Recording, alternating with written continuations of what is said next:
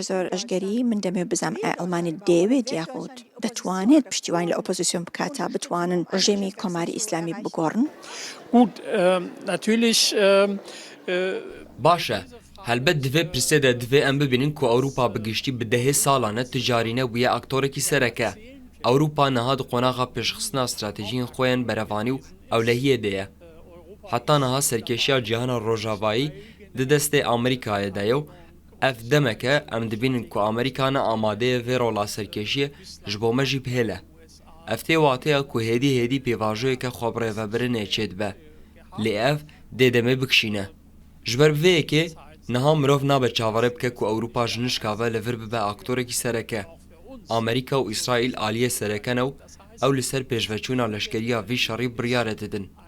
Bi nêrîna min ez dikarim bibêjim ku xwedûrxistin ji vî şerî tune bû.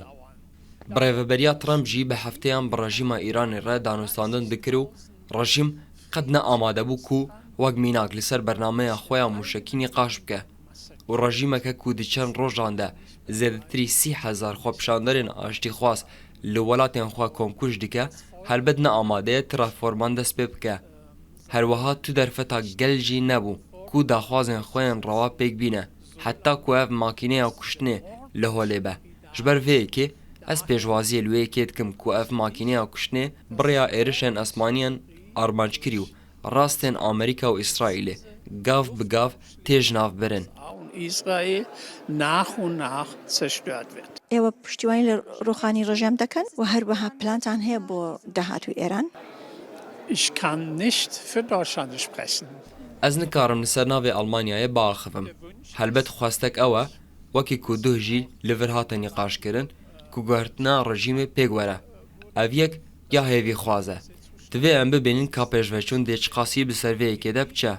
Ez bi taybetî derfetan destwerdana leşkeriya li Îranê de dibînim û van êrişên esmaniyên weke pêwîstiyekê dibînim. Wekî din em nikarin makîneya kuştinê ya pazdarên şoreşê li Îranê têk bibin. Im Iran nicht zerstören. دەمەوێت بزانم چ پلانێکتان داڕشتووە بۆ داهاتووی ئێران یاخود دوای گۆڕینی ڕژێم لە ئێران؟ Ich glaube, dass so ein Plan präzise gar nicht existiert. Ez bawer dikim ku planeke wihaya zelal qed nîne, ne li Amerîkayê jî. Pêwîst e bê amadekirin. Ji ber vê yekê roj û hefteyên pêşme gelek girîngin.